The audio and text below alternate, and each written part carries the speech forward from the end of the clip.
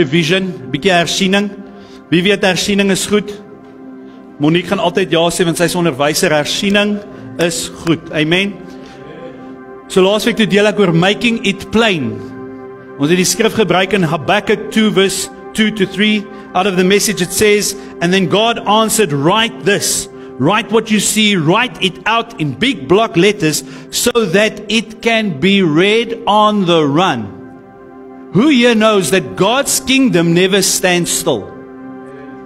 God's kingdom never stagnates or never moves backwards. It's always moving forwards and upwards. Amen?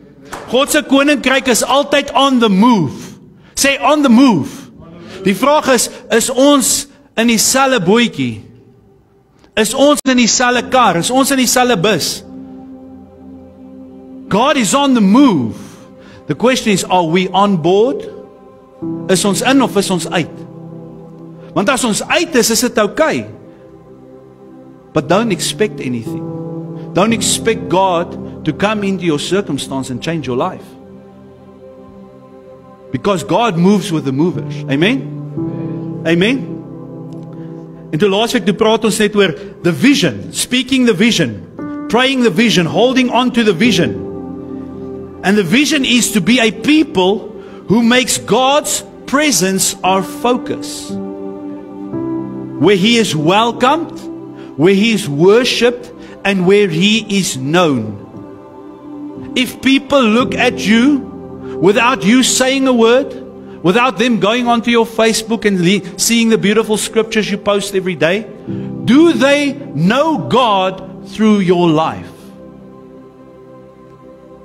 We long to cultivate lives marked by hunger, holiness, surrender, and faith. Creating a dwelling place for His glory. Say dwelling place. 'n woning. Sien, as my familie by my kom kuier, gaan hulle weer huis toe. Maar my vrou en kind bly saam met my. So hulle moet met my opgeskeep sit elke liewe oomblik van elke dag. Amen. Ja, gee hulle hande klap. They deserve it. They deserve it. I'm a handful. But what I'm getting to is that, you see, sometimes we treat God like a visitor because we don't like everything He says or does. Because it's going to force us to change. Dit gaan forceer dat ons moet 'n verandering maak. Dit gaan forceer dat ons moet bietjie uit die pad uitkom of ons moet 'n sacrifice maak. En dis moeilik. Stem julle saam met my, is dit moeilik? People don't like change. People don't like something new because it's unfamiliar. And God is an almighty God. Verstaan ons dat God is so vast.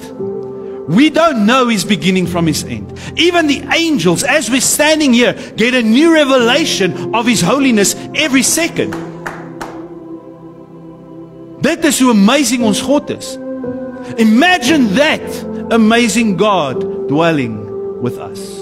Dwelling in us. Amen? En dit is wat God wil hê. He wants us to host His presence. Laasweek toe raak ons aan 4 van die punte. Daar's 8 punte uitpillist. First one is awareness. Second one is surrender. Third is hunger. The fourth is worship. That is what we dealt with last week. As jy dit gemis het, dis op Facebook en YouTube. Julle kan nou nog gaan kyk en kry julle daai woorde. Ek wil sê is 'n mooi boodskap want dis nie my woorde nie, dis die Here se. Amen. Vandag gaan ons kyk na die volgende 4. Die volgende 4 is intimacy, faith, obedience, and holiness. So if I start with intimacy, intimacy grows in quiet places. In prayer, in worship, and in stillness before Him. Hoeveel keer het ons al gegaan in ons bidkamer om te gaan bid? En ons gaan lê ons gebed uit voor die Here. Here, weet, ons glorify Hom, ons eer Hom, ons gee Hom ons lysie van goedere wat aan moet werk. Nou het ons gebid en nou staan ons op en ons gaan slaap of ons kry ons dag aan die gang afhangend van wanneer jy doen. Ek doen dit in die aand. So dan gaan slaap 'n mens gewoonlik. Dis mos hoe ons bid. Nou het ek gebid. But have we ever become still before God to hear what He has to say? Het ons al ooit stil geword? Nog voordat ons lysie van demands gee of ons McDonald's drive-through order, no pickles, no onions, no mustard, dis my seentjie se order.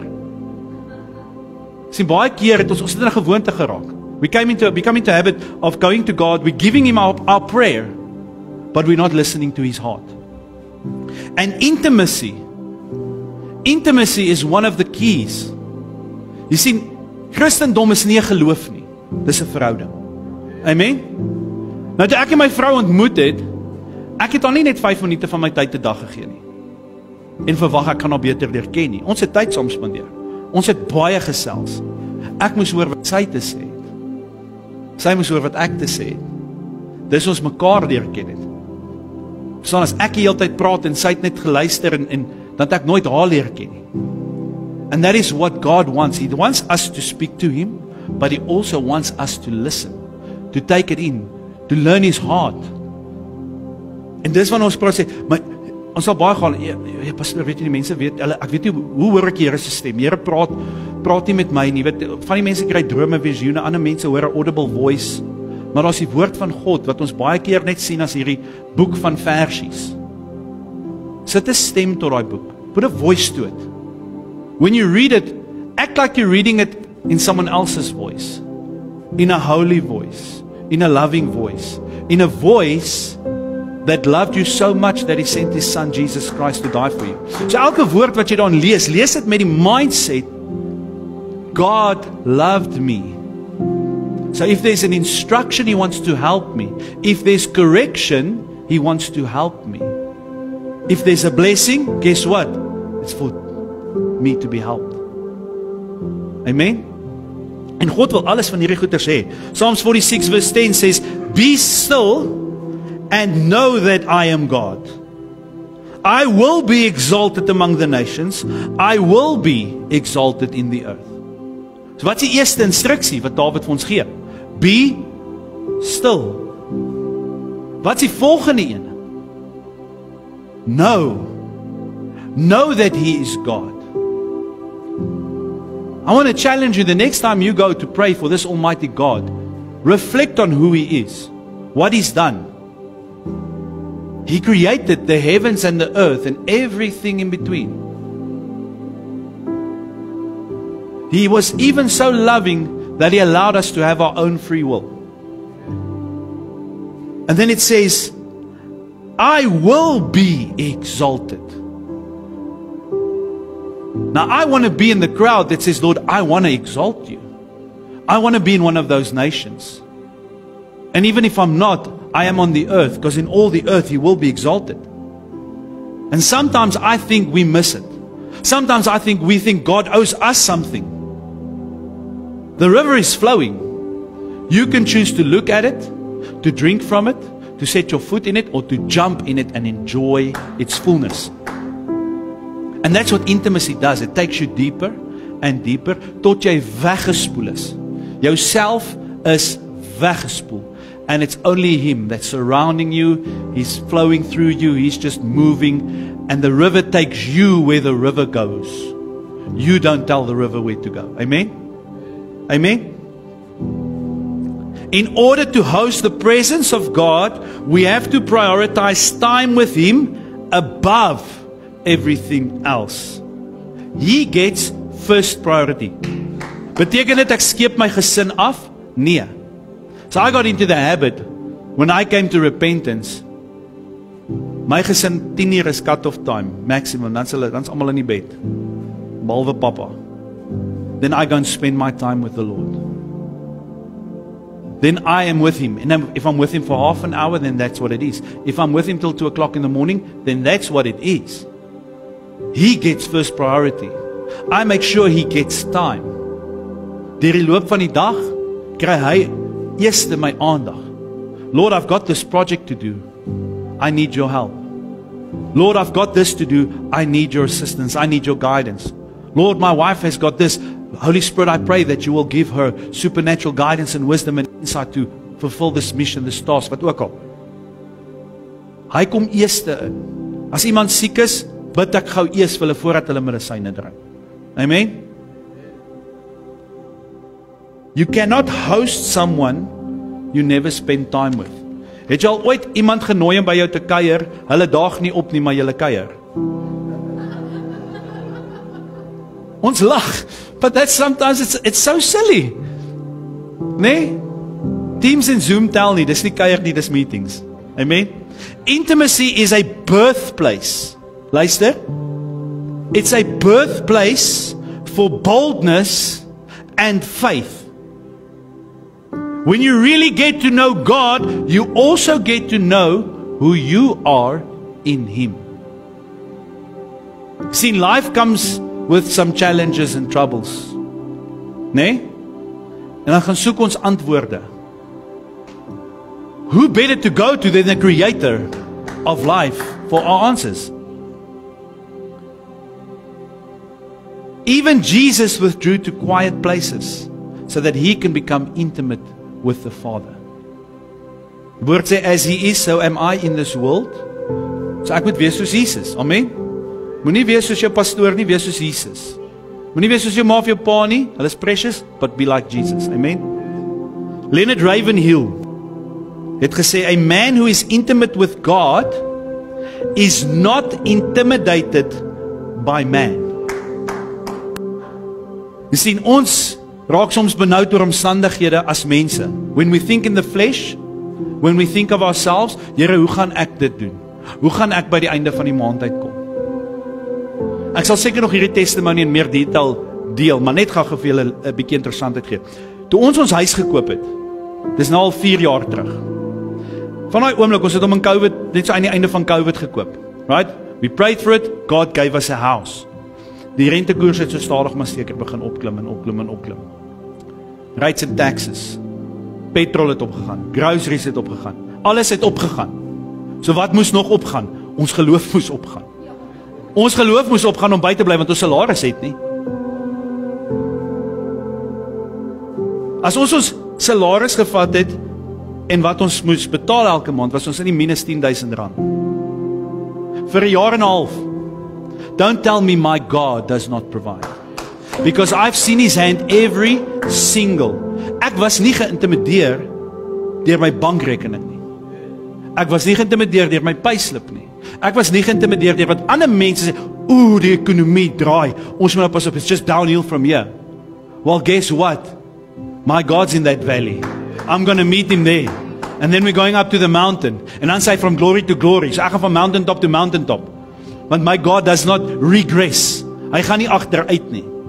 Amen. Ekskuus, ek gaan nou van topic af. Luke 6 verse 12 says, "Now it came to pass in those days that He, this Jesus, went out to the mountain to pray." Sien, even Jesus het nie in die valleys gepray nie, man.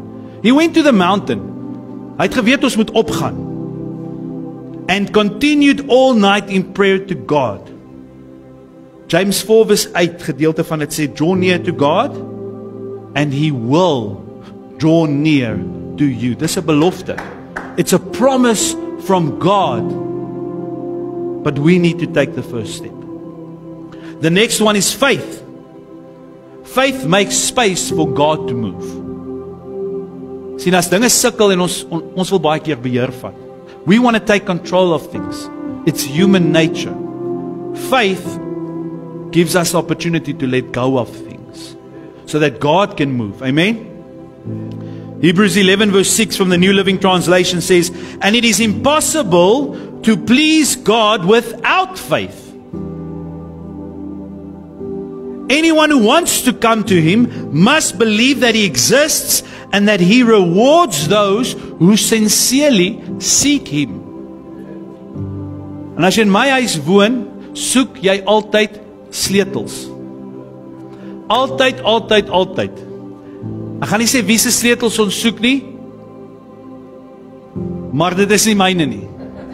En my seentjie het nie sleutels van sy eie nie. Ons soek altyd sleutels. We always seeking. Ek het al sleutels in die Spens rakke gekry van ons vorige plek. Ek het dit nog nie in die yskas gekry nie. Amen. En die Here het my eendag hierdie prentjie gegee, sê, "Soek jy my so hard soos wat jy jou vrou se sleutels soek?" Want ek soek daai sleutels, ek loop nie uit daai huis uit tot ek daai sleutels gekry het nie. Ek sal laat wees vir werk, maar ek sal daai sleutels kry. And God rebuked me. Do you look for me as hard as you look for those keys? Because it is impossible to please Him without knowing Him, without seeking Him. And then we need to attach faith to that. See, faith comes from a place of knowing. Faith isn't something that grows the more you experience life. It grows the more you get to know God. Because then things that happen don't faze you. Beteken dit goed gebeur nie? Not at all. The Bible says, any weapon formed against you. Those weapons, it is formed against you, but it will not prosper. That is a promise. So if I say, Lord, doesn't matter what things look like, I believe your promise, that's faith. Amen. Faith moves from a position of relationship, not religion. Jy kan jou Bybel hoe goed ken. If you don't know the author, you don't know the one who inspired the word, you will not grow in faith. You will grow in knowledge. Faith does not give in to circumstances. See, faith is a fighter. Faith gee nie in nie. Faith never gives up. Faith never surrenders. No matter what things look like, faith will always move in spite of circumstances. Faith doesn't look for a way. Faith looks to the way. That's faith. That's faith. 2 Corinthians 5 verse 7, Paul says, for we walk by faith, not by sight. Nie wat ons sien om ons aangaan nie. Ek sit sommer al die senses daar. Nie wat ek hoor nie, selfs nie wat ek proe nie. Faith is something that walks no matter what. You see, it's not that I sit by faith nie. I lie down by faith nie. Dis nie wat daar staan nie. It says I walk. Walk beteken there's movement. As ek hier moet op en af loop, gaan ek julle mal maak. Want ek gaan die hele tyd beweeg en julle oogies gaan die hele tyd met my volg. Faith doesn't stand still. It moves continuously. So sometimes when life happens, we need to move even though we just want to sit. We need to do something. Say something. Iets moet gebeur. Amen? Faith invites the supernatural. It makes room for signs, wonders and miracles. That's what faith does. And we've seen amazing things. Ek en my vrou het al baie dinge gesien. Faith removes restrictions that man puts on God. Verstaan ons dat God unlimited is? His resources, His love, His mercy, His grace, His healing power, it's unlimited. We put limitations on God through our understanding of Him. Dis hoekom ek laasweek gesê het, ek het stupid faith. I'm a hungry, stupid fool for Jesus. I'd rather be that than put an almighty God in a box. Amen? Want as ek hom inboks, dan boks ek myself in. It is through faith that souls are saved. Verstaan ons as 'n kerk dat die mission is nie in hierdie 4 mure nie. Die mission is buite. The goal is for us to go and make disciples of all nations, baptizing them in the name of the Father, the Son and the Holy Spirit. Ons het die beste nuus, nie net goeie nuus nie, die beste nuus. En ons hou dit vir onsself. Faith opens up your heart, not to receive but to give. To give Jesus. Amen? Ephesians 2 verse 8 says, for by grace you have been saved through faith, and that not of yourself, it is a gift of God. Toe jy tot daai punt gekom het in jou lewe waar jy jou hart vir die Here gegee het, that was a step of faith. You didn't know this God. Jy het hom nie geken nie, maar tog het jy jou lewe vir hom gegee. That's faith. William Branham said, faith is the 6th sense that makes God real to the believer. Dis wanneer omstandigheid nie jou wy gaan nie. Dis wanneer dinge lyk of dit teen jou draai. Dan raak God meer real as die omstandigheid. The next one that I want to touch on is obedience. John 14 verse 23 out of the New Living Translation says, Jesus replied, all who love me will do what I say. My Father will love them, and we will come and make our home with each of them. Dwelling place. Woning. When we do what He says. We first look to what He says in His word. Dan ek doen wat hierdie woord sê. En dan as ek nie regtig weet as die woord nie so clear-cut is op 'n saak nie, want sometimes God leaves some space for interpretation. Nee? En dis waar die grys area is. Dis waar teoloë stry. The only thing you need to confuse the Bible is a good theologian. Hy sal jou brein heeltemal omkrap.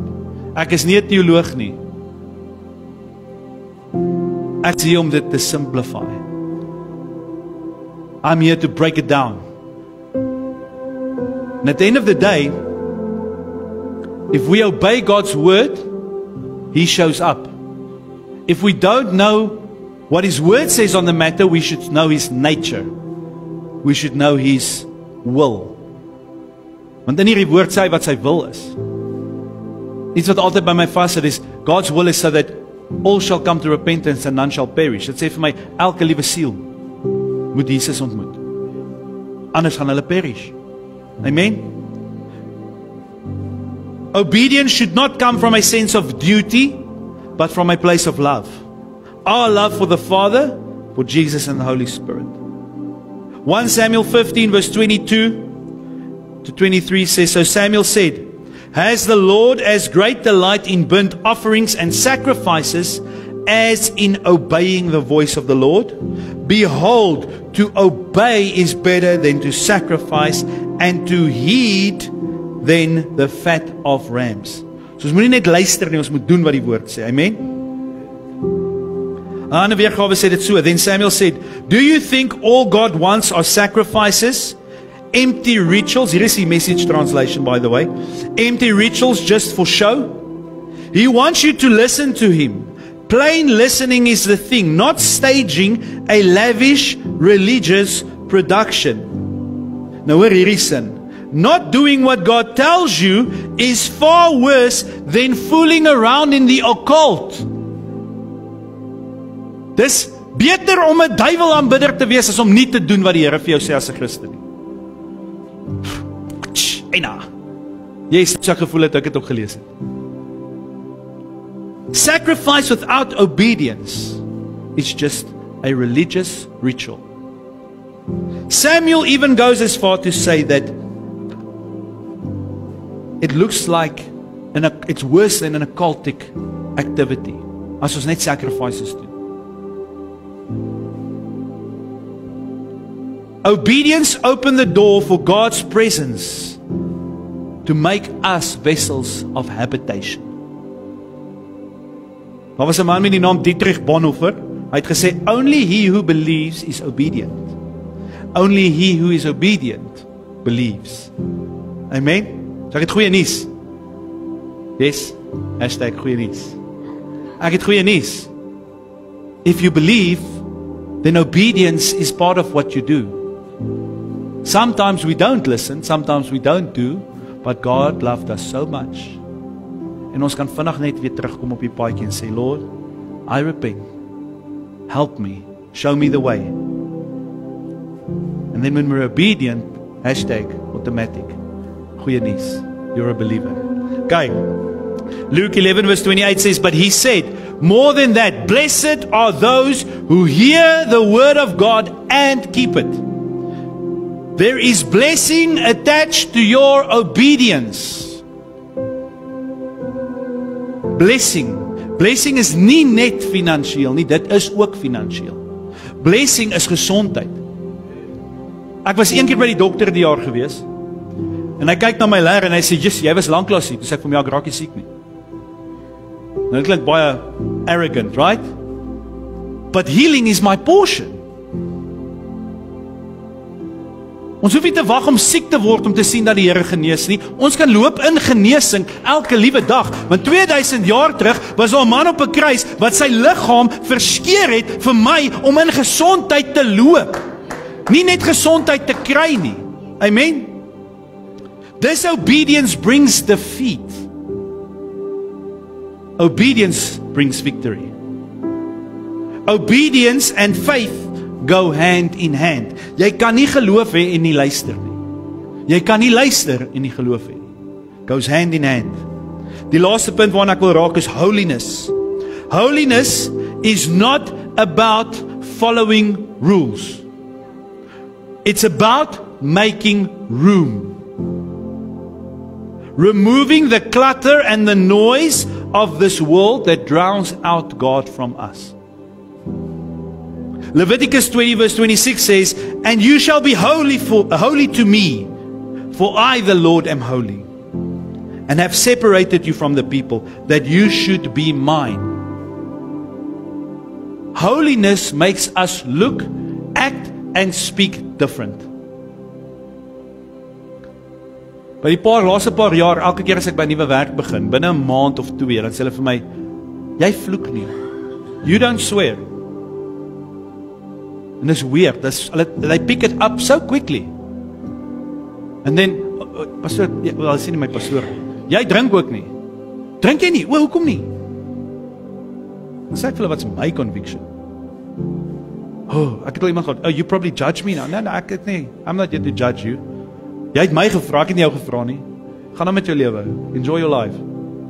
But they immediately see I'm different. En toe die ander dag, ek is nou al 2 jaar by die huidige werk. En een van die mense daar kom en sê, "I stalked you online a little bit and I see you're a pastor." Ek sê, "Ja, why didn't you tell us?" Ek sê, "Why should I tell you? It's not a title, dis nie 'n posisie nie." He said, "But actually it makes sense. You live like a pastor. I'm not surprised." Nou is dit net dis wat geroep is vir 'n bediening wat so moet lewe? Of is dit elke liewe gelowige? Amen. It is time that Christians stop trying to live right and start pursuing holiness. Sien, ons het gewoond geraak om te probeer alles net reg doen, wat net nie sondig nie. And sometimes people push the boundaries of just coming as close to not sinning as possible. But holiness is a totally different pursuit. God's calling His church back to holiness. God wants to dwell in holy vessels. Jy moet nie eers holy word, hy maak jou holy. He will make you holy. The Holy Spirit makes us more holy. It's His nature, it's His name. Holiness makes us look and act different. God cannot fill vessels that are already full of themselves, sin or pride. We got to empty ourselves of ourselves so He can fill ourselves with Himself. Amen? And when we do that, holiness comes automatically. We become more holy, no matter what. Daar was 'n ou tannie, Maria Woodworth Etter. Dit is al van, dis nie 'n vloekwoord nie. She said, "Holiness is not an option for those who want power. It is the foundation." Hoekom is al manne en vroue van God wat loop met hierdie amazing krag en autoriteit? Maar my Bybel sê God is nie 'n aannemer van die persoon nie. Is it maybe because they took more bread from the table and others choose to take less? Kan dit dalk die rede wees? The more we push into His presence and allow Him to fill us with it, the more we walk in His authority. We walk in His. Galatians 2 vers 20, ek sê dit in Engels. I have been crucified with Christ. I no longer live, but Christ lives in me. And the life I now live in the flesh, ja, ek's nog in hierdie wêreld, I live by faith in the Son of God, who loved me and gave Himself for me. So ek lewe nie meer vir myself nie. So ek het nie meer autoriteit nie. Ek het nie meer posisie nie. Ek het nie meer opinie nie. Ek het nie meer hartseer nie. Ek het nie meer defeat nie. Ek het niks van daai negatiewe goeders nie. Because Christ lives in me, the hope of glory. And I can do all things through Christ who strengthens me. Dis wat my woord sê en ek is dom genoeg om dit te glo. Amen. It's time that we as a church get back to the basics. And that is hosting His presence. As 'n boks van hout, oorgelê in goud, die teenwoordigheid van die Here kan dra, hoekom kan ons, wat deur sy hand gemaak is, dit nie doen nie? We are called, we are made, we are created to carry His presence. Die asem wat jy in en uitblaas, is sy Heilige Gees asem. That's His presence. So as jy asemhaal, raai wat, jy het eintlik die teenwoordigheid van God klaar in jou. Waar vat jy hom? But let's not go there. Hosting God's presence means we look like Him. In our home, in our workplace, in our school, university, family events, when you go shopping, as jy in die straat na die kafee toe loop, en jy encounter iemand, you carry God's presence. We are to live a life that reflects His nature. Glory comes from His presence so that glory can return to Him. Amen? A minute spent in the presence of God can change everything. Amen? En ek gaan afsluit met hierdie skrif. Matthew 5:16. Let your light so shine before men that they may see your good works and glorify your Father in heaven. Laat alles wat ons doen en sê, daai mindset het.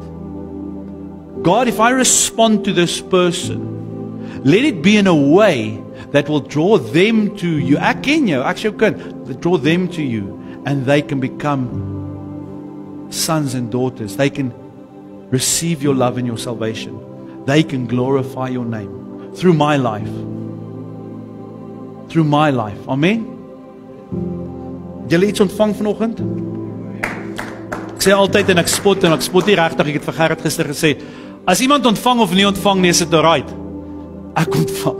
So I receive it as well. So I just want to thank the Lord. As ons kan net gou-gou vandag vir 'n oomblik staan. Ek wil net gou-gou afsluit in gebed. Miskien moet ons dit doen. Obviously, hier is nou die laaste oggenddiens van die jaar vir die wat nie weet nie. Die res van Desember lê voor. Die 4de Januarie is ons weer hierso, maar sometimes being away from your family can become lonely. Become hard. En as dinge moeilik is,